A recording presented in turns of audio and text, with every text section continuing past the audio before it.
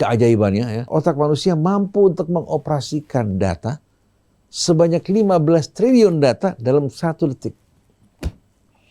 Dan membutuhkan energi hanya sekitar 20 watt. Jadi mampu untuk mengoperasikan data sebanyak 15 triliun dalam 1 detik.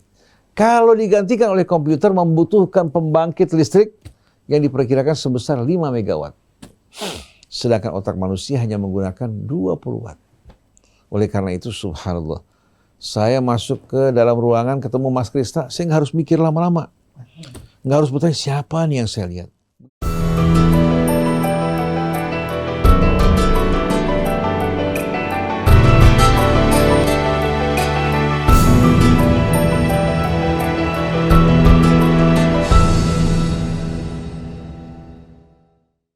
Bismillahirrahmanirrahim. Assalamualaikum warahmatullahi wabarakatuh.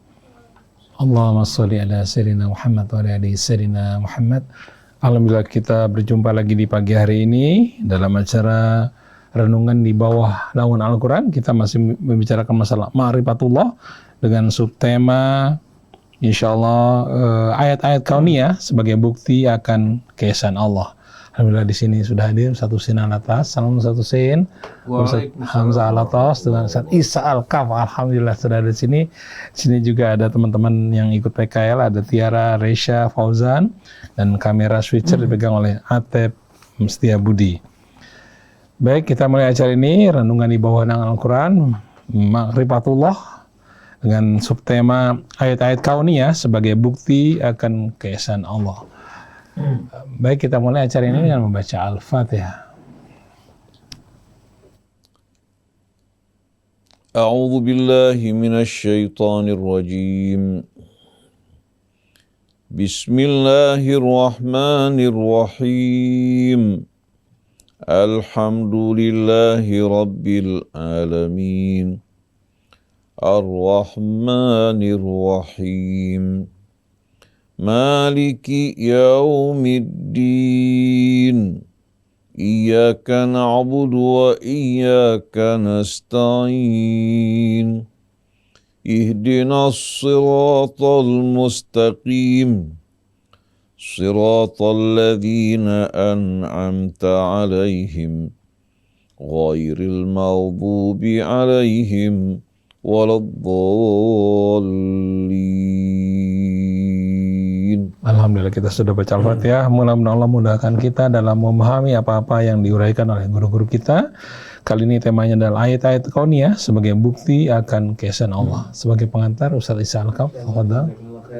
Assalamualaikum warahmatullahi wabarakatuh. Ikhwan akhwat yang dirahmati Allah Subhanahu wa taala, Ustaz Husin, Ustaz Hamzah, Om Krisna, Kang Atep, dan ikhwan akhwat. Hari ini insyaallah kita akan membahas satu tema yang sangat menarik mengenai ma'rifatullah. Alangkah tidak sadarnya kita selama ini di hadapan kita terdapat banyak ayat-ayat tanda-tanda kebesaran Allah Subhanahu wa taala. Ayat itu ada beberapa ikhwan akhwat.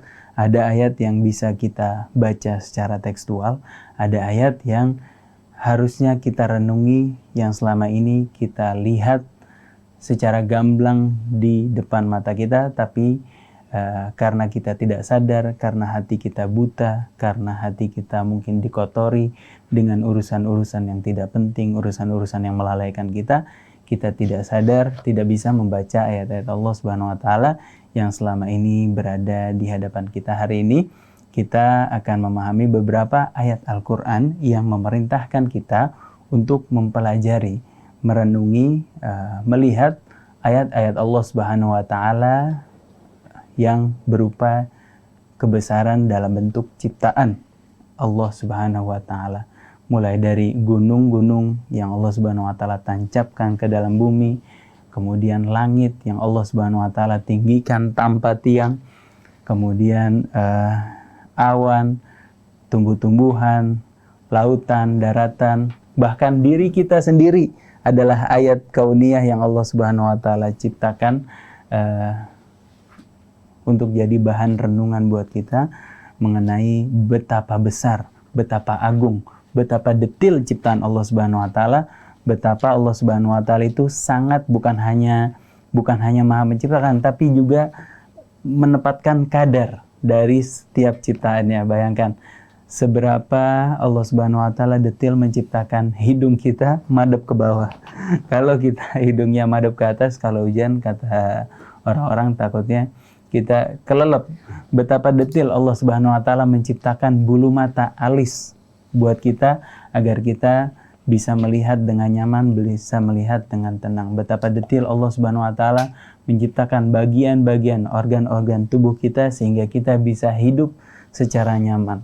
Semua hal yang diciptakan oleh Allah Subhanahu wa taala secara detail, secara agung, secara besar itu diciptakan sejatinya untuk kita manusia menjadi khalifah dan beribadah kepada Allah Subhanahu wa taala, dan itu yang kerap kali tidak kita sadari. Hari ini kita akan belajar dari Ustadz Husain bin Hamid Al-Attas dan juga Ustadz Hamzah bin Attas Al-Attas bagaimana Allah Subhanahu wa taala perintahnya melalui Al-Qur'an untuk kita agar mempelajari, mengkaji, melihat lebih dalam apa yang selama ini berada di hadapan kita. Tafadhal Ustadz Husain.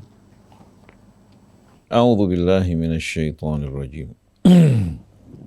Bismillahirrahmanirrahim. Alhamdulillahi rabbil alamin. Ya Rabbana lakal hamdu kama yanbaghi li jalali wajhikal karim wa li 'azimi sultanik. Subhanaka la nuhsi thana'an 'alaika anta kama athnaita 'ala nafsik falakal hamdu hatta tarda. Walakal hamdu idza radit walakal hamdu ba'da ridha. Allahumma salli ala Muhammadin wa ali Muhammad.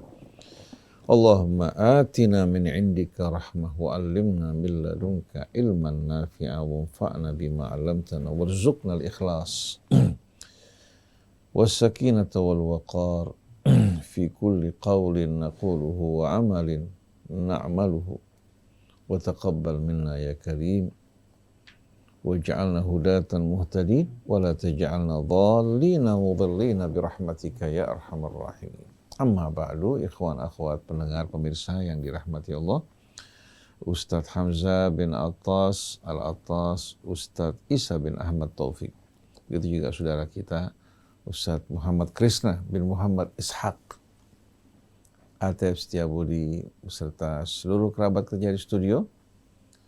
Begitu juga saudara-saudari kita yang sedang magang, keluarga besar Radio Silaturahim kaum muslimin dan muslimat, kepada saudara-saudari kita juga yang berasal dari ayah ibu yang sama, sebangsa dan setanah air. Saya ucapkan salamullahi alaikum jami'an wa rahmatullahi wabarakatuh.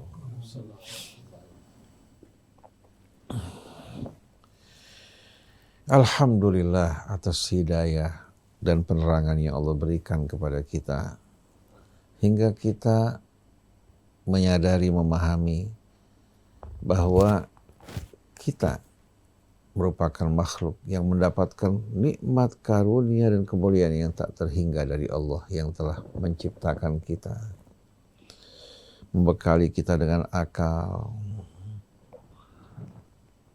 mengutus Rasulnya, mengajarkan kita ilmu pengetahuan yang membuat kita dapat betul-betul mengenali dari mana kita berasal, siapa yang menciptakan kita, untuk apa kita ditempatkan di atas muka bumi, kemana kita akan pergi setelah kehidupan kita di bumi, dan bagaimana cara hidup yang benar agar kita betul-betul berjalan di atas jalan keselamatan. Semua ini merupakan karunia yang Allah Subhanahu wa taala anugerahkan kepada kita semua setelah kemuliaan yang Allah berikan, menjadikan kita sebagai khalifahnya dengan petunjuk-petunjuk yang menjadi petunjuk jalan bagi kita semua. Alhamdulillahilladzi hadana li hadza wa ma kunna linahtadiya laula an hadanallah. Segala puji bagi Allah Subhanahu wa taala. Seluruhnya kami persembahkan teruntuk Allah yang telah memberikan kita hidayah untuk dapat mengenali semua ini. Tanpa hidayah dari Allah Subhanahu wa taala tidak mungkin kita akan akan berada di atas petunjuk. Sekian banyak orang yang masih mengalami kebingungan, tidak menyadari dari mana mereka berasal, kemana mereka akan pergi, untuk apa mereka hidup dalam kehidupan dunia ini, dan bagaimana cara hidup yang benar. Tapi semua ini Allah Subhanahu wa ta'ala anugerahkan bagi kita, maka patut kita mengatakan alhamdulillahi rabbil alamin. Ar-Rahman Ar-Rahim Maliki Yaumiddin, dan seterusnya sebagai ungkapan syukur seorang hamba yang tak terhingga kepada Tuhan. Ikhwan akhwat yang dirahmati Allah Subhanahu wa ta'ala, Allah Subhanahu wa ta'ala menempatkan kita di atas muka bumi. Suku-suku, bangsa-bangsa, warna kulit, demikian pula bahasa yang berbeda, seluruhnya berasal dari pasangan ayah dan ibu yang sama. Diciptakan dari asal usul yang sama. Allah Subhanahu wa ta'ala menerangkan kepada kita semua bahwa kita ditempatkan di muka bumi ini sebagai khalifahnya, yang memiliki kehendak pilihan untuk memilih jalan kita.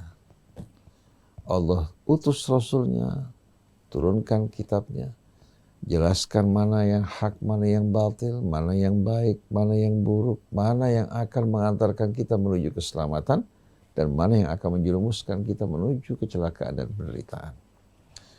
Setelah Allah tunjukkan semua ini, pilihan kembali kepada kita.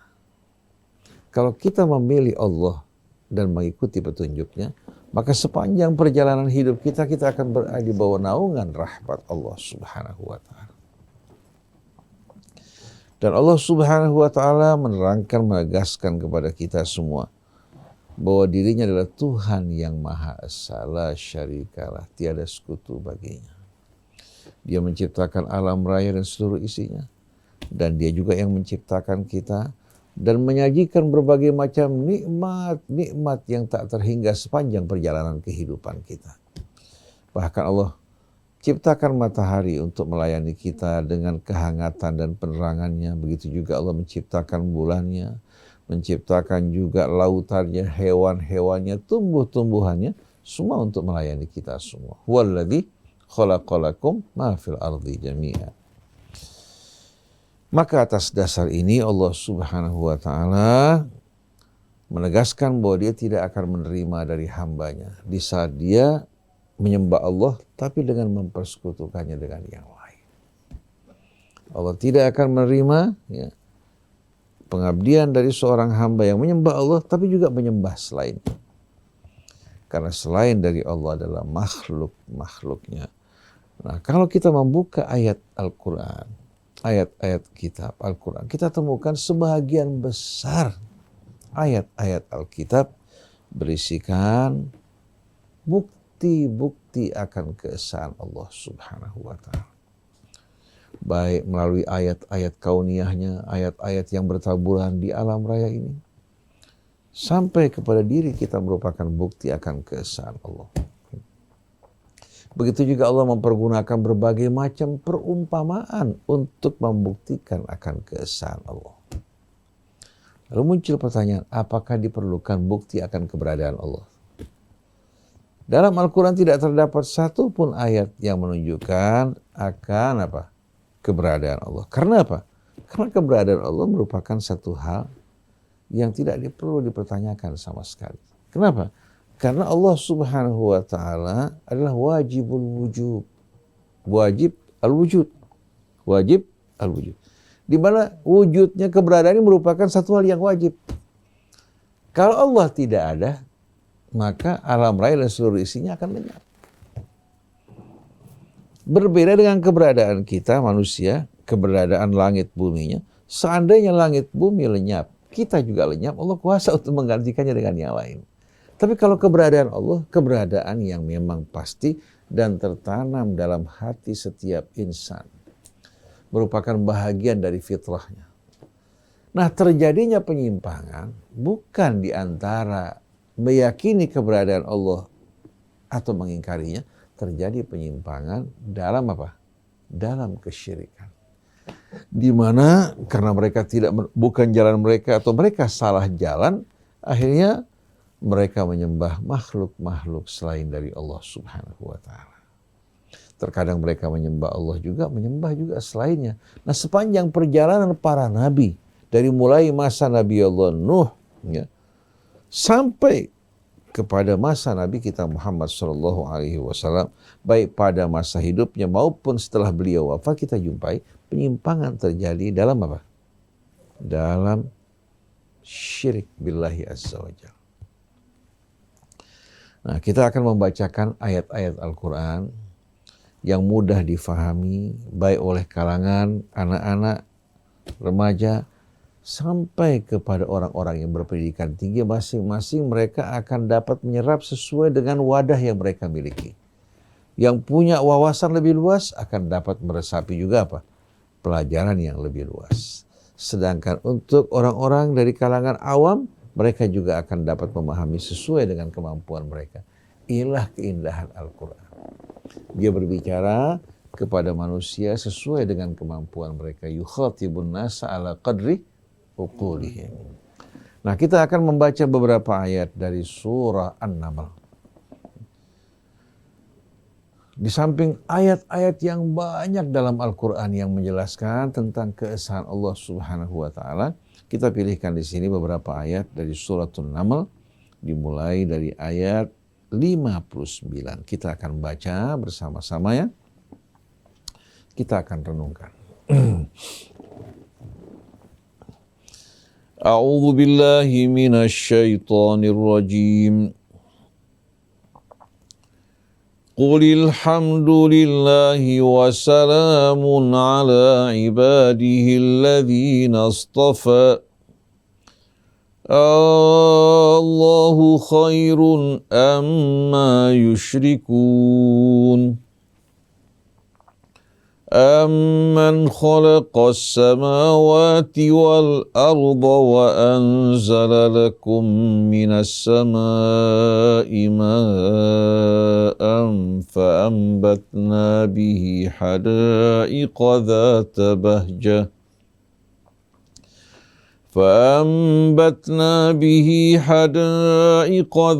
بَهْجَةٍ ما كان لكم أن تنبتوا شجرها أإله مع الله بل هم قوم يعدلون أَمَّنْ جَعَلَ الْأَرْضَ قَرَارًا وَجَعَلَ خِلَالَهَا أَنْهَارًا وَجَعَلَ لَهَا رَوَاسِيَ وَجَعَلَ بَيْنَ الْبَحْرَيْنِ حَاجِزًا أَإِلَٰهٌ مَّعَ اللَّهِ بَلْ أَكْثَرُهُمْ لَا يَعْلَمُونَ أَمَّنْ يُجِيبُ الْمُضْطَرَّ إِذَا دَعَاهُ وَيَكْشِفُ السُّوءَ وَيَجْعَلُكُمْ خُلَفَاءَ الْأَرْضِ أَإِلَٰهٌ مَّعَ اللَّهِ قَلِيلًا مَا تَذَكَّرُونَ أَمَّنْ يَهْدِيكُمْ فِي ظُلُمَاتِ الْبَرِّ وَالْبَحْرِ وَمَنْ يُرْسِلُ الرِّيَاحَ بُشْرًا بَيْنَ يَدَيْ رَحْمَتِهِ أَإِلَٰهٌ مَّعَ اللَّهِ تَعَالَى اللَّهُ عَمَّا يُشْرِكُونَ أَمَّنْ يَبْدَأُ الْخَلْقَ ثُمَّ يُعِيدُهُ وَمَنْ يَرْزُقُكُم مِّنَ السَّمَاءِ وَالْأَرْضِ أَإِلَٰهٌ مَّعَ اللَّهِ قُلْ هَاتُوا بُرْهَانَكُمْ إِن كُنتُمْ صَادِقِينَ صَدَقَ اللَّهُ الْعَظِيمُ Sadaqallahul azim wa sadaqa rasuluhul karim wa nahnu ala dhalika minasyahidin. Ikhwan akhwat yang dirahmati Allah. Nah, mari bersama-sama kita renungkan ayat-ayat yang Allah turunkan dan dibacakan oleh Rasulnya untuk kita semua. Kita harapkan mudah-mudahan kita bisa mengkhusyukkan hati kita, bahwa peran kita para ustadz hanya membacakan ayat-ayat Allah, menerangkannya, sedangkan ayat-ayat tersebut datang dari sisi Allah Subhanahu wa Ta'ala yang menciptakan kita semua. Qulil hamdulillah. Katakan wahai Rasulullah, alhamdulillah. Wassalamun ala ibadihil ladzina astafa. Keselamatan, kesejahteraan Allah Subhanahu wa Ta'ala limpahkan atas hamba-hambanya yang Allah pilih. Yang Allah pilih di sini orang-orang yang berjalan di atas hidayah dan petunjuknya, yang mensyukuri Allah Subhanahu wa Ta'ala, mensyukuri nikmat-nikmat yang Allah berikan kepadanya. Dia memilih Allah Subhanahu wa Ta'ala sebagai Tuhannya, menyembahnya dengan penuh ketulusan. Mereka berjalan di bawah naungan Allah dan curahan rahmatnya. Mereka lah hamba-hamba yang dipilih oleh Allah. Lalu Allah mengajukan pertanyaan. Allahu khairun amma yusyrikun. Silakan kalian renungkan. Mana yang lebih baik? Allah yang menciptakan kalian, yang memuliakan kalian, melimpahkan nikmat-nikmatnya atas kalian, yang selalu menyertai kalian dalam perjalanan hidup kalian, dalam kesendirian maupun keramaian, pada saat kalian tidur maupun pada saat kalian dalam keadaan sadar. Mana yang lebih baik bagi kalian? Allah ataukah mereka, apa-apa yang mereka persekutukan bersama Allah? Coba kalian renungkan, bandingkan. Mana yang lebih baik? Allah ya, atau benda-benda makhluk-makhluk yang mereka persekutukan bersama Allah Subhanahu wa Ta'ala. Nah, setelah itu Allah Subhanahu wa Ta'ala mulai memaparkan dan menjelaskan kepada kita nikmat karunia yang tak terhingga bagi kita semua.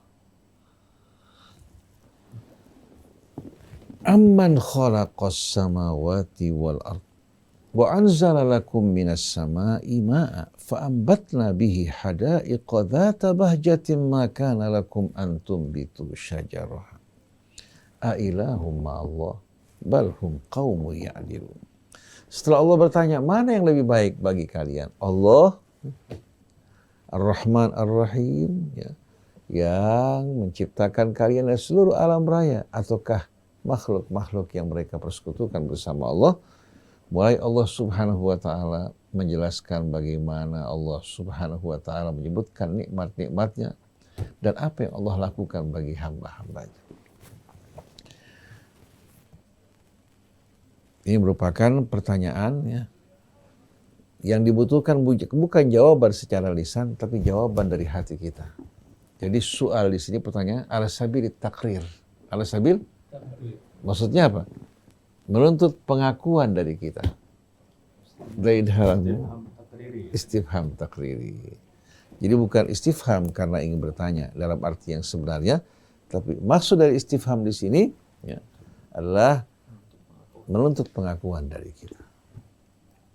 Seperti seorang ayah ibu yang berkorban untuk anaknya, siang malam memperhatikan dirinya. Tahu-tahu si anak justru berpaling dari ayah ibunya kepada orang-orang malah yang merugikan dirinya. Si ayah bertanya, coba bandingkan nak.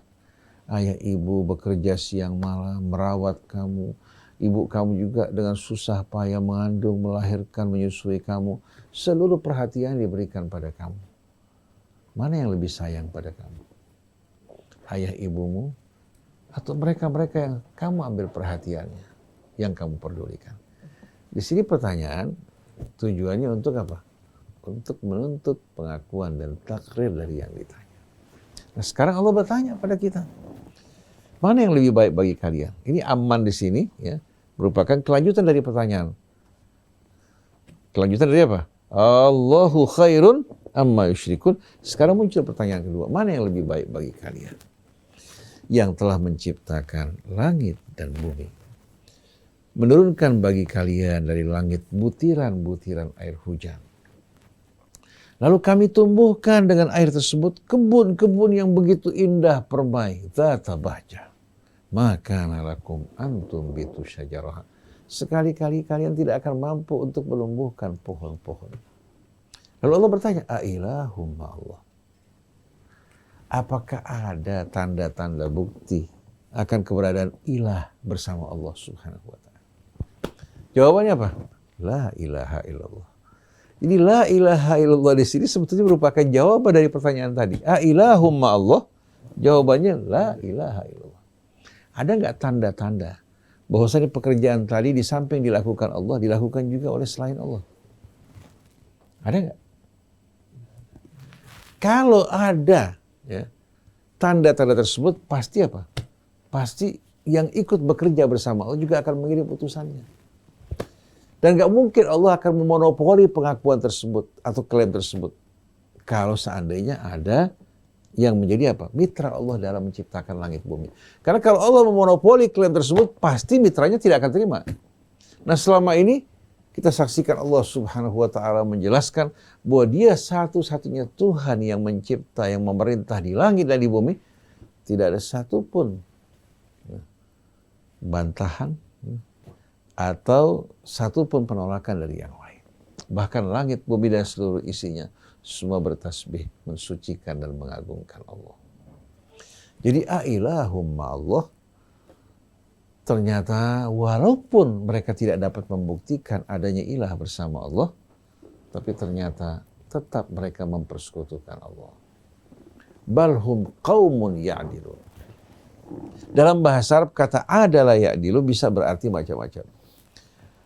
Adalahu artinya meluruskannya. Kalau orang lagi lagi buat martabak dari adonan yang bulat tuh, ya.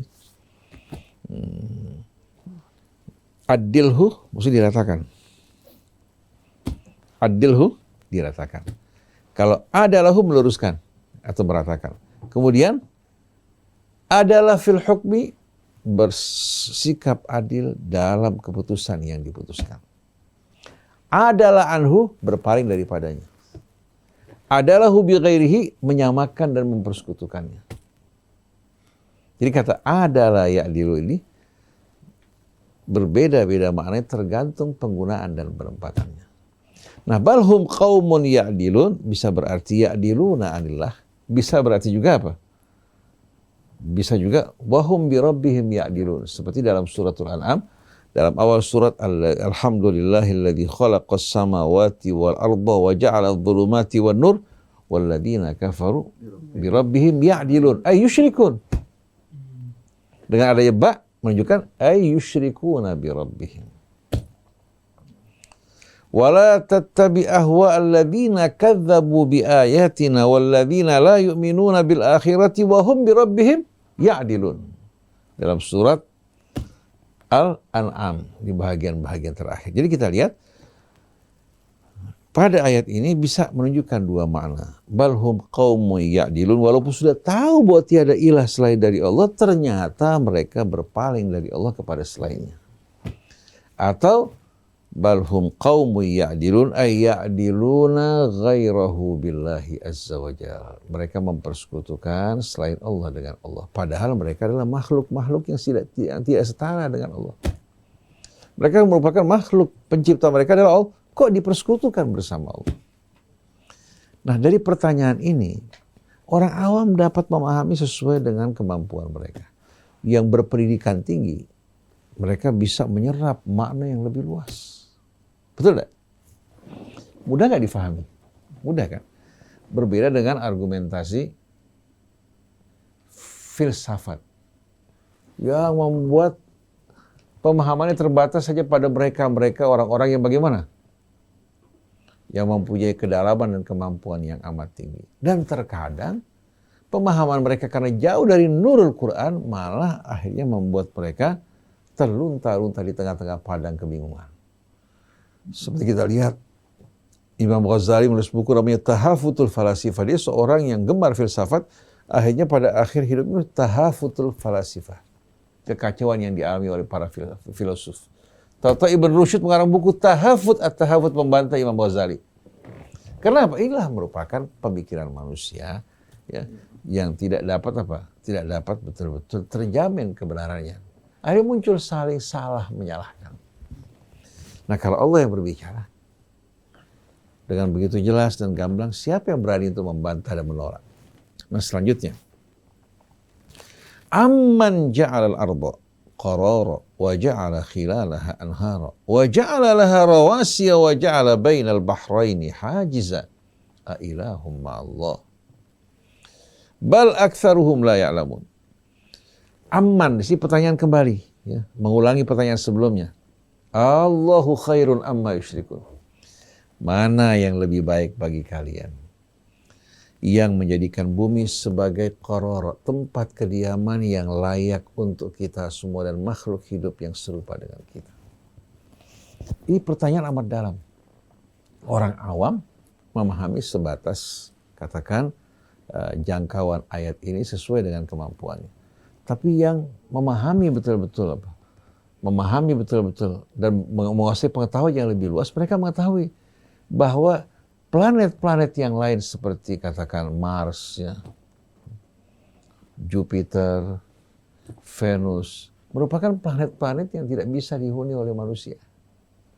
Baik suhu yang ekstrim karena tidak terdapat air, ada juga yang tidak memiliki atmosfer pelindung udara. Sedangkan bumi jaraknya dari matahari. Jaraknya dari matahari. Kemudian dengan keberadaan atmosfernya, keberadaan air di dalamnya. Juga dengan suhunya, ya, yang stabil dan sesuai dengan kehidupan kita, membuat bumi menjadi tempat yang layak untuk didiami. Coba kalau bumi kehilangan atmosfernya, maka semua air akan menguap. Betul tidak? Begitu juga kalau jaraknya lebih dekat ke matahari, niscaya bumi akan apa? Akan menjadi bara yang panas. Kalau dia menjauh dari matahari, ya, juga menyebabkan apa? Suhunya akan membeku. Betul tidak? Kalau seandainya bumi katakan terlambat dalam rotasinya, yang biasanya selama 24 jam menjadi 20 jam, maka gravitasi bumi tidak akan mampu untuk bertahan pada orbitnya, bisa-bisa dia mendekat ke matahari. Kalau seandainya lebih cepat, bukan 24 jam, katakan 50 jam atau 25 jam, kecepatan tersebut membuat apa? Melahirkan daya tolak yang membuat dia menjauh dari matahari.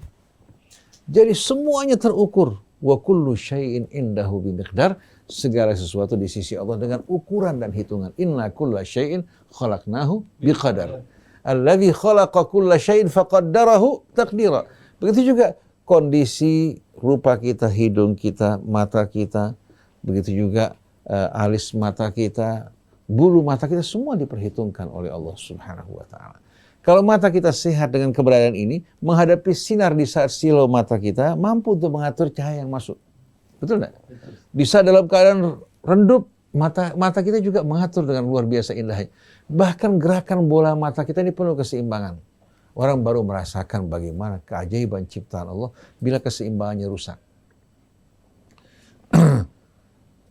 Kurang lebih setahun yang lalu atau 2 tahun yang lalu, kebetulan disebabkan karena kesalahan yang saya lakukan, melakukan bekam di bagian kepala, akhirnya mengganggu syaraf mata yang sebelah kanan. Jadi yang sebelah kiri sudah mampu untuk menengok full ke kiri, yang ini tidak full. Kalau menengok ke kanan, yang sebelah kiri sudah full, yang sebelah kanan tidak full. Akhirnya akibatnya membuat apa? Kita kalau berjalan seperti gempa gitu. Lihat lemari yang lurus terbalik. Dan kepala pusing, tensi naik. Disebabkan kenapa? Karena gerakan bola matanya tidak berimbang. Kita merasakan penderitaan yang luar biasa. Akhirnya untuk menyelamatkan kita dari perasaan tersebut, kita gunakan penutup mata untuk menutup yang satu, supaya tidak apa? Tidak mengganggu. Karena pandangan matanya nggak berimbang. Maka Allah, Satu organ aja. baru satu. Ya, Ya. itu yang nggak seimbang Iya. berpengaruh. Jadi otot matanya ya terganggu diakibatkan syarafnya. Allah kasih subhanallah itu penderitaan yang luar biasa. Tensi naik. Kita baca buku pun dengan satu mata kurang nyaman. Dengan 2 mata kita merasakan perasaan yang luar biasa pusingnya. Kita kalau berjalan bisa melihat satu orang menjadi 2 orang bayangannya. Apalagi kalau cahaya matahari. Jadi begitu keseimbangannya rusak, baru kita menyadari betul-betul Rabbana ma khalaqta hadza batila subhanaka faqina adzabannar. Dan subhanallah, ciptaan Allah tidak butuh apa? Tidak butuh revisi. Kalau produk manusia terus mengalami revisi dan pengembangan. Sedangkan manusia dari mulai kakek kita sampai sekarang tidak pernah mengalami revisi sama sekali. Tapi kalau televisi dari tidak berwarna, kemudian meningkat sistemnya dari waktu ke waktu, betul tidak? Begitu juga memori eksternal yang dibuat manusia meningkat dari mulai gigabit ya pertama ya, giga kan? Mega, enggak sebelumnya pertama. Byte. Kemudian megabit, kilobit, megabit, gigabit, sekarang terabit. Tera sudah ketinggalan juga sekarang. Dan yang menakjubkan, sebagaimana penelitian akhir ditemukan bahwasannya memori manusia ini, keajaibannya ya, otak manusia mampu untuk mengoperasikan data sebanyak 15 triliun data dalam 1 detik. Dan membutuhkan energi hanya sekitar 20 watt. Jadi mampu untuk mengoperasikan data sebanyak 15 triliun dalam 1 detik. Kalau digantikan oleh komputer membutuhkan pembangkit listrik yang diperkirakan sebesar 5 megawatt. Sedangkan otak manusia hanya menggunakan 20 watt. Oleh karena itu subhanallah, saya masuk ke dalam ruangan ketemu Mas Krista, saya nggak harus mikir lama-lama. Nggak harus bertanya siapa nih yang saya lihat. Begitu lihat langsung tahu. Apa kabar Mas Krista? Apa kabar Pak Atep? Apa kabar Ustadz Isa? Apa kabar Ustadz Hamzah? Apa kabar Akh Fauzan? Tiara? Subhanallah apa? Itu kan bukan satu-satunya memori. Tersimpan bersama sekian triliun data yang terkumpul dalam benak kita. Baik data suara, data juga visual, data juga aroma. Tersimpan semua dalam memori kita. Tapi suatu kita ingin mengakses memori, cukup begitu bola mata melihat langsung mendapatkan jawaban yang cepat. Telinga mendengar, langsung kita tahu suaranya Ustadz Isa. Begitu kita mencium bau durian atau nangka, tidak perlu harus berpikir lama-lama, langsung otak memberikan jawaban dengan begitu cepat. Betul nggak? Kita lihat bagaimana kemampuan otak manusia. Bahkan subhanallah pada akhir-akhir ditemukan bahwasannya berkaitan dengan Dengan software yang sekarang diciptakan akhir-akhir ini, ternyata juga ikut mempergunakan sel otak manusia. Sel otak manusia. Oleh karena itu, akhir-akhir ini seorang pegawai di Google yang membocorkan sebahagian dari rahasia mereka, ketika dia mengatakan bahwasanya Lambda itu software yang dibuat punya kemampuan yang luar biasa sampai dianggap sampai Lambda ini merupakan artificial intelligence, kecerdasan buatan. Jadi bagaimana AI ini subhanallah seolah-olah sudah memiliki perasaan seperti manusia. Waktu ditanya dalam sebuah dialog rekaman, kamu memiliki perasaan apa tidak? Di mana saya memiliki perasaan juga, perasaan sedih, perasaan juga berduka, gembira, dan rasa ingin tahu untuk mempelajari apa-apa yang terdapat di alam ini. Mungkin sebagai orang mengatakan manusia ternyata sudah mampu untuk menandingi Tuhan. Itu kebodohan yang luar biasa. Manusia sebetulnya hanya merakit dari apa yang Allah sediakan, bukan menandingi Tuhan. Itu sama aja dengan Dengan seekor kambing mau menanduk gunung. Allah yang menciptakan dirinya, yang memberikan dia kecerdasan, menganugerahkan dia ilmu. Bagaimana mungkin makhluk yang lemah ini mampu untuk menandingi Allah? Tapi Allah ingin mempertunjukkan kepada kita semua ayat-ayat yang terdapat di langit maupun di bumi hingga terbukti kebenaran Allah Subhanahu wa taala. Nah, dengan teleskop James Webb ini yang dilepaskan dalam jarak yang lebih jauh dibandingkan teleskop Hubble, insya Allah akan membuka wawasan yang lebih luas, dan Al-Quran, Islam, Allah tidak takut pada pada ilmu pengetahuan. Tapi yang paling meresahkan kita, banyaknya orang bodoh berilmu tapi nggak berakal. Ini yang paling berbahaya. Nah, kalau orang Islam sudah mulai tidak berakal dan berilmu, ini bahaya besar. Akhirnya membuat agama mirip dengan mirip dengan gorengan yang dijual beli dengan harga murah. Jadi kita lihat di sini mana yang lebih baik bagi kalian, yang menjadikan bumi sebagai tempat kediaman yang layak, nyaman bagi kita semua. Wa ja'ala khilalaha anhara, dan menciptakan di celah-celah di atas permukaan bumi sungai-sungai. Sungai Ciliwung, Citarum, betul nggak? Di Jawa ini paling banyak sungai. Coba antum perhatikan siapa yang menciptakan sungai ini? Dan siapa yang membuat sungai itu meliuk-liuk? Kalau sungai dalam keadaan lurus, antum bisa bayangkan kecepatan airnya bagaimana? Tapi Allah sengaja membuat meliuk-liuk di samping untuk mengurangi kecepatan air, juga untuk membuat apa? Kita mengambil manfaat yang amat luas karena melingkari daerah-daerah yang bagaimana? Kata Ciliwung itu artinya meliuk-liuk. Dari mulai Bogor sampai ke Jakarta, ya, kita saksikan bagaimana sungai tersebut melintasi daerah yang begitu luas. Manusia di setiap daerah bisa mengambil manfaat untuk menyirami pertanian mereka, kebun-kebun mereka, dan lain sebagainya.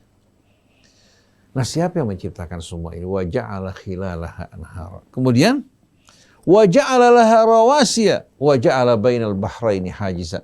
Dan Allah juga subhanahu wa ta'ala menciptakan dan menancapkan gunung-gunung di atas permukaan bumi. Untuk menjaga keseimbangan bumi kita. Seperti Ustaz Hamzah pernah memberikan perumpamaan. Di saat seorang memiliki kendaraan dengan roda 4. Kalau kendaraannya tidak balance, kalau jalan lenggak-lenggok. Pernah lihat nggak? Mobil yang nggak balance, kalau kita dari belakang jalannya lucu. Karena nggak balance.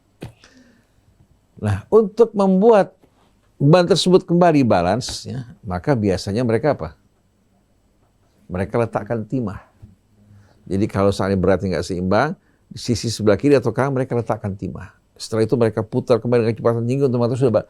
Setelah balance, mereka letakkan kembali di mobil, mobil akan berjalan dengan stabil. Begitu juga bumi kita ini 2/3-nya lautan. Lautan. Belum terdapat pohon-pohon. Sengaja Allah ciptakan gunung-gunung ini untuk menjaga keseimbangannya agar pada saat dia melakukan rotasi atau berputar mengitari matahari tidak apa?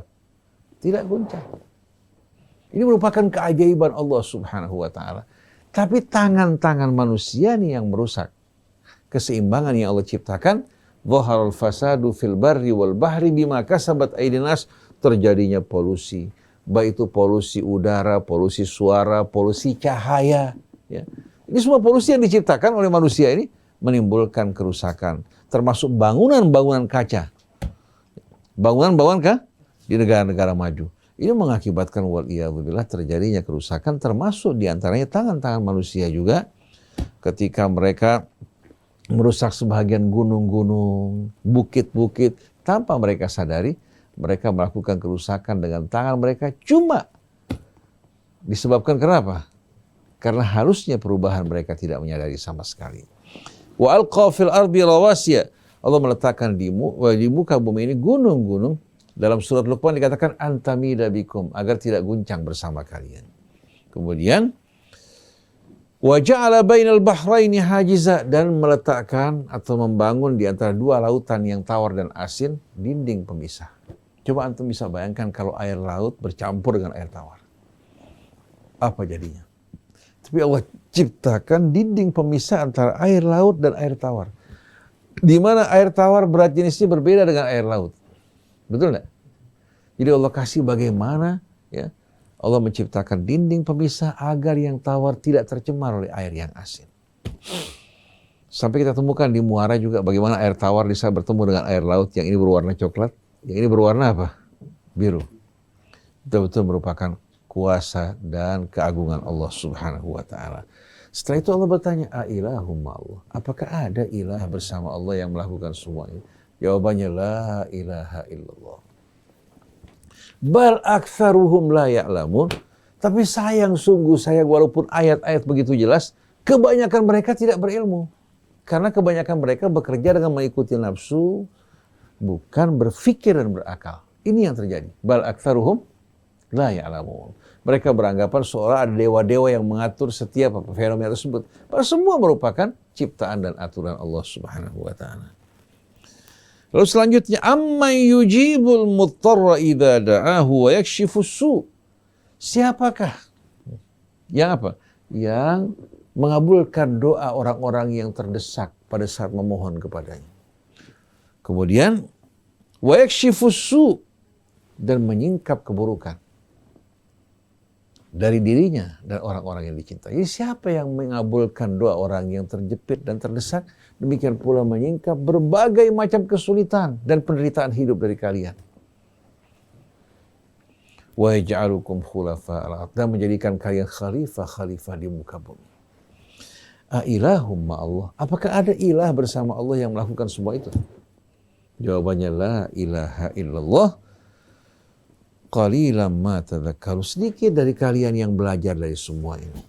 Coba bayangkan, seandainya Allah berikan akal kepada onta, kuda, keledai, kira-kira yang bakal dinaikin siapa? Manusia yang bakal dinaikin apa onta yang bakal dinaikin? Siapa yang bakal jadi khalifah kira-kira? Kalau seandainya Allah berikan akal pada onta, pada keledai, ya, di samping manusia, maka kita akan temukan bukan manusia nunggang apa? Onta nunggangi manusia. Diseret-seret sama onta. Betul tak? Iya. Tapi Allah kasih, subhanallah, bagaimana Allah tundukkan semua ini bagi manusia. Sewaktu saya pergi haji ke Tanah Suci, kita pada saat kurban, pada saat membayar dam, kita menyembelih onta. Kebetulan kita tidak serahkan kepada pemerintah, kita lakukan sendiri bersama para jamaah haji, pergi ke Jabal Nur. Di belakang Jabal Nur itu ada pasar onta.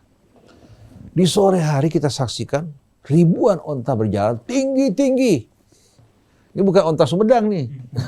Ini onta-onta yang tinggi-tinggi. Subhanallah, seorang kecil ya menggiring onta tersebut. Ini onta berjalan dengan rapi berbaris. Ya. Orang yang di depan hanya memegang dalil. Itu onta perempuan yang tinggi ya, berjalan. Yang di belakang mengikuti jalan tempat yang dilalui sebelumnya. Padahal yang menggiring ini orangnya kecil. Lebih kecil dari Atep mungkin orangnya. Sedangkan onta-onta yang digiring begitu apa? Tinggi. Subhanallah, itu onta-onta di belakang menurut berjalan dengan rapi. Kemudian pas pada saat mau disembelih, kita bingung bagaimana cara menyembelih onta ini. Onta kan merupakan hewan yang sebetulnya mengharukan. Kita saksikan onta dalam berbaris, mereka cukup menores bagian lehernya. Namanya nahar. Di bagian leher yang menonjol itu ditores pakai pisau begitu, ya. Subhanallah, satu persatu. Yang lain nggak melakukan perlawanan sama sekali. Coba kalau Allah berikan mereka akal dan otak. Kira-kira kita bakal diserbu nggak sama mereka? Bisa-bisa mereka menyerbu rumah kita, menyerang anak kita, kemudian menggiring kita untuk menjadi santapan mereka. Betul nggak? Jadi siapa yang menjadikan kalian sebagai khalifah-khalifah di atas muka bumi? Kalau Allah berikan akal pada tikus saja, apa yang bakal terjadi? Mereka bisa melakukan rencana makar terhadap manusia. Sekarang tikus nih, kalau sudah menyerang tuh desa, seperti kejadian di Australia kemarin, ketika menyerang hotel-hotel, rumah-rumah, karena apa? Karena pertumbuhan mereka yang begitu pesat disebabkan karena apa? Karena panennya, hasilnya melimpah, juga pertumbuhan tikus apa? Juga cukup melimpah. Coba kalau Allah berikan mereka akal, apa jadinya? Manusia kurang bersyukur pada Allah, merasa diri mereka kuat, berilmu. Padahal ini merupakan karunia Allah yang seharusnya mereka syukuri, bukan mereka banggakan. Qalilan ma tadhakkarun, sedikit dari kalian yang mengambil pelajaran. Lalu kelanjutannya, amman yahdikum fi dhulumatil barri wal bahr. Siapa yang memberikan petunjuk bagi kalian di tengah-tengah kegelapan daratan maupun lautan? Wa may yursilur riyaha busyran baina yaday rahmati. Dan siapakah yang mengirimkan angin sebagai pembawa kabar gembira sebelum kedatangan rahmat Allah?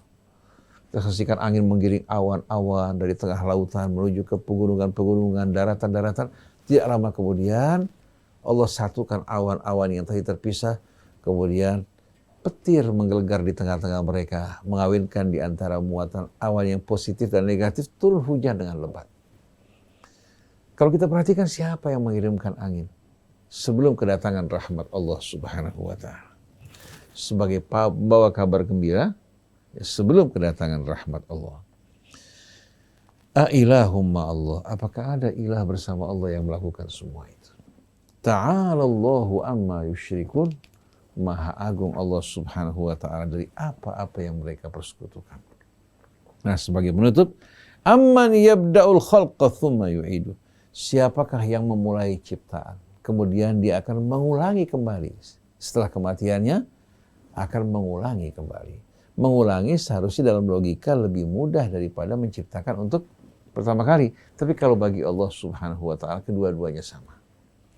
Jadi siapakah yang memulai penciptaan dan mengulanginya kembali? Maka fabi ayyi haditsin ba'dallahi wa ayatihi yu'minun. Setelah ayat-ayat Allah dan Allah, apalagi yang akan membuat mereka beriman kalau mereka mengingkari Allah maupun ayat-ayatnya. Jadi alhamdulillah ya Allah telah berikan hidayah kepada kita semua. Allah juga menerangkan ayat-ayatnya kepada kita. Padahal Dia pencipta yang maha kuasa, yang tak butuh kepada kita, tapi Dia berkenan untuk berbicara kepada kita, menerangkan tentang dirinya. Memberikan hidayah kepada kita semua, menunjukkan jalan kita. Dan ayat-ayat semacam ini dalam Al-Quran amat banyak. Mungkin bisa dikatakan 2/3 Al-Quran berisikan ayat-ayat kauniyah. Tapi kurang mendapatkan perhatian dari kita semua. InsyaAllah Ustaz Hamzah selanjutnya akan menambahkan, mengulaskan apa-apa yang telah kita sampaikan tadi. Allah.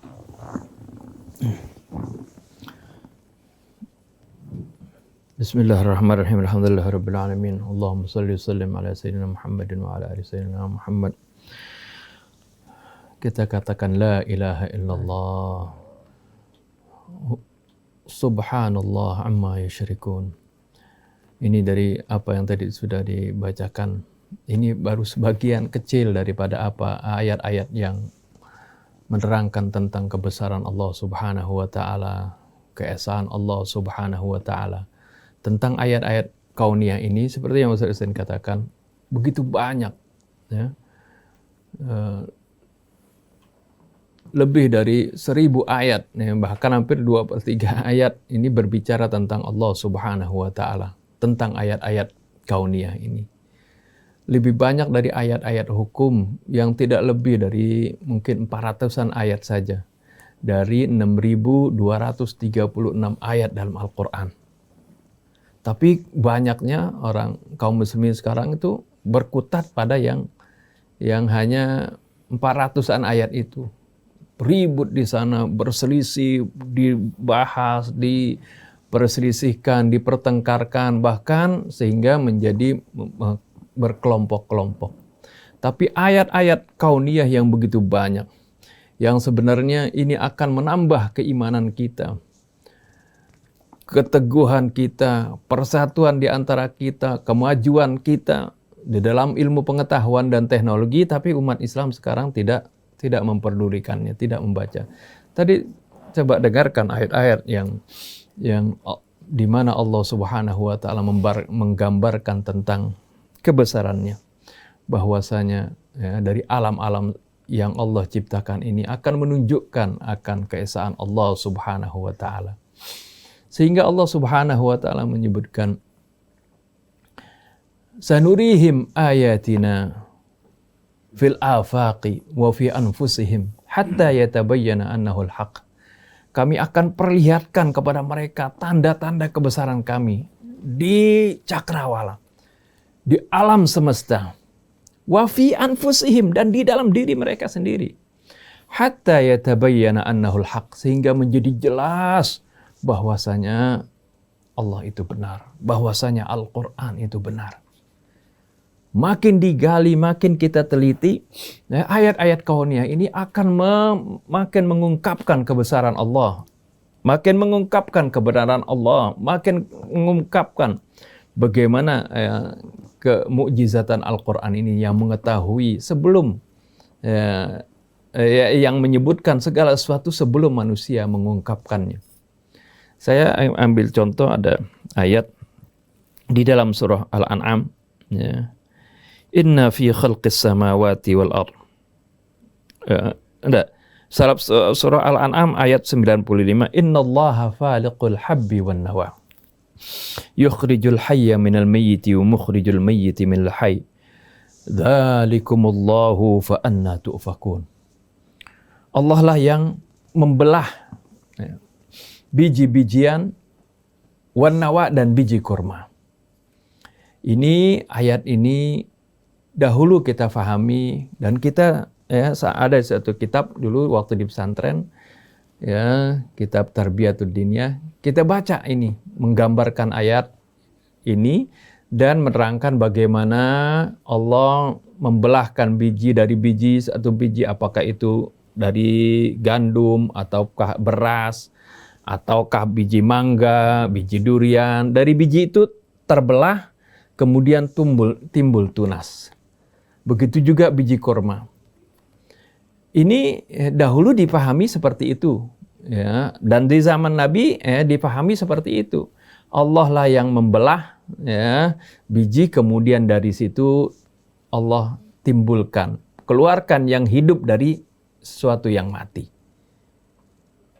Ini Allah Subhanahu wa Ta'ala, ya, kasih gambaran yang bisa dilihat, difahami oleh manusia yang hidup pada zaman Nabi, dan ini sebenarnya juga bisa diteliti dan difahami dengan lebih detail lagi oleh umat yang hidup pada zaman sekarang.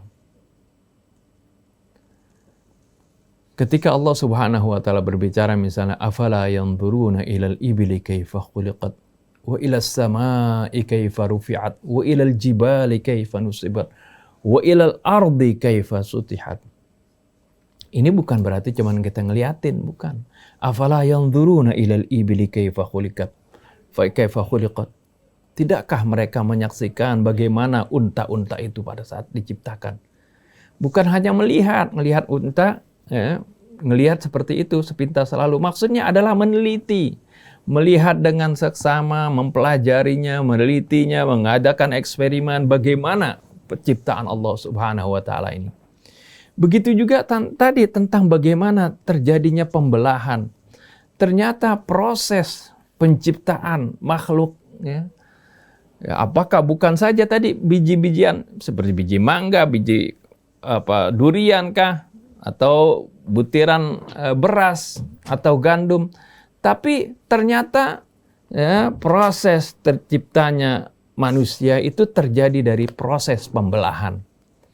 Ya, ketika sel sperma bertemu dengan sel telur, ovum, sperm dengan ovum bertemu, ya, kemudian pada saat itulah terjadi pembelahan, ya, dari 1 menjadi 2, 2 menjadi 4, 4 menjadi 8, 8 menjadi 16, dan seterusnya. Terjadi proses pembelahan terus. Ini namanya, ya, yang disebut falak, ya. Arti terjadi al-falaq al-habba wan nawa. Allah itu yang menciptakan, yang terjadi, yang menjadikan, ya, pembelahan di dalam penciptaan ini. Ya, sehingga kemudian yang tadi, ya, hanya dari satu sperma, satu sel kemudian menjadi 2, 2 menjadi 4, terus berkembang dalam pertumbuhan di dalam janin, ya. Dan masing-masing kemudian membelah, kemudian membentuk daging, membentuk jaringan-jaringan, apakah jaringan otot atau jaringan tulang, jaringan saraf, jaringan organ-organ yang berbeda-beda. Organ tangan, daging ini, ya, otot tangan berbeda dengan otot mata. Begitu juga dengan otot jantung, demikian juga paru-paru. Semuanya itu, ya, terjadi dari proses pembelahan ini. Tapi bagaimana teraturannya? Masing-masing tidak ada kesalahan. Nggak mungkin kemudian menjadi mata itu, jaringan mata itu dagingnya sama dengan jaringan tangan. Tidak. Itu semua pengaturan Allah Subhanahu wa Ta'ala. Ini dalam diri manusia. Yang Allah katakan tadi, sanurihim ayatina fil afaq. Kami akan perlihatkan tanda-tanda kebesaran kami di alam raya, wa fi anfusihim, dan di dalam diri mereka.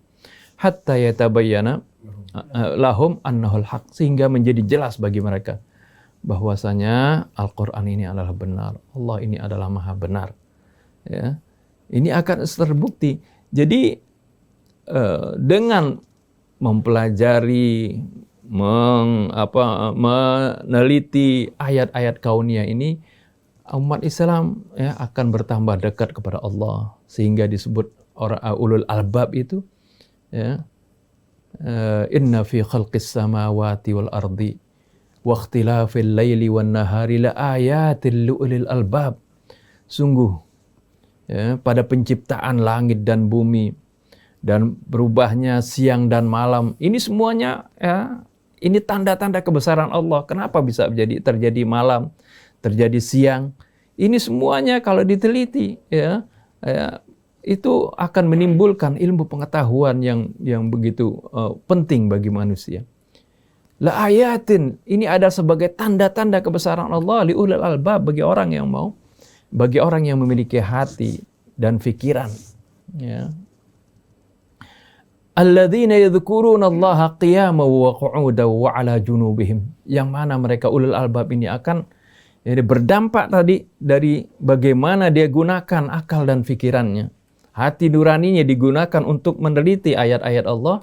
Ya, berdampak mereka selalu alladzina yadhkuruna Allah, yaitu mereka-mereka yang senantiasa mengingat Allah. Alladzina yadhkuruna Allaha qiyaman wa qu'udan, baik pada saat berdiri maupun saat duduk, wa 'ala junubihim, saat berbaring. Artinya senantiasa mereka akan ingat kepada Allah Subhanahu wa taala. Wa yatafakkaruna fi khalqis samawati wal ard. Mereka berfikir dalam penciptaan langit dan bumi. Rabbana ma khalaqta hadza batila. Sehingga timbul kesadaran, ya Allah, Engkau tidak ciptakan semua ini dengan sia-sia. Faqina adzabannar, ya Allah, lindungilah kami daripada api neraka. Inilah ulil albab yang Allah sifati. Ya, mereka itu merenungi firman-firman Allah, ya, merenungi ayat-ayat Allah yang ada di alam semesta ini. Dan di Al-Quran begitu banyak ayat-ayat kauniyah, ya, tapi banyak di antara kaum muslimin ya tidak engah terhadap ayat-ayat seperti ini, dan tidak mau merenungi, cuman baca doang, nggak mau memahaminya. Seperti tadi banyak berulang ayat-ayat yang bertanya, ailahum ma'allah. Ya, kalau kita nggak paham, diam aja baca ayat ini. Sebenarnya harusnya kita bilang la ilaha illallah. Apakah ada Tuhan selain Allah? Bilang harusnya jawabnya la ilaha illallah. Sama juga seperti fabi ayyi ala'i rabbikuma tukadziban. Kalau kita dengerin cuman ya, iya aja, harusnya kita jawab, ya. Maka dengan ayat nikmat Tuhanmu yang mana yang kalian dustakan? Harusnya kita jawab, ma bini'mati rabbika nukadzib, ya Rabb. Kami enggak sama sekali tidak mendustakan ayat-ayat-Mu ya Allah, nikmat-nikmat-Mu ya Allah. Ini pernah Rasulullah ketika membacakan surat Ar-Rahman, kemudian sahabatnya diam saja, ya, Rasulullah bilang, kenapa kalian diam? Sedangkan jin yang mendengarkan ini, mereka langsung menjawab. Ya, karena ini berupa pertanyaan-pertanyaan dari Allah.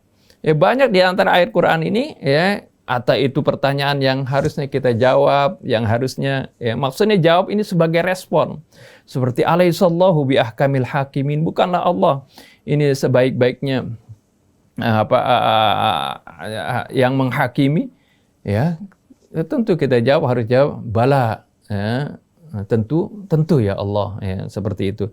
Nah, ini bentuk artinya interaksi kita dengan Al-Quran ketika kita baca Al-Quran dengan perenungan, dengan pemahaman, sehingga timbul interaksi, dan ini ya akan menambah ya kefahaman kita, ya, kedekatan kita dengan Al-Quran.